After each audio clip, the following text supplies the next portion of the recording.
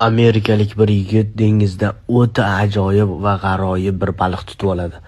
U balig'i ichidan fleshka chiqib keladi. Fleshkaning ichida ajoyib sirlar bor deb o'yladi. Assalomu alaykum hurmatli kuzatuvchilar, obunachilar.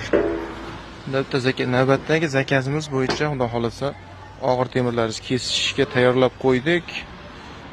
Kimga shunaqa narsalar kerak bo'lsa aytaverasizlar. Ko'rinishi albatta shunaqa holatda bo'ladi. Bo'yi 2,5 metr, 11 ga 5, kilosi 48 kilo, 50 kilo chiqadi.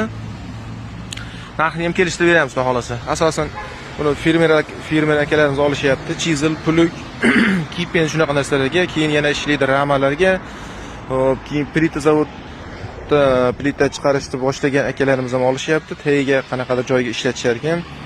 Asosan plita zavod fermer akalarga ketyapti hozirgi kunda.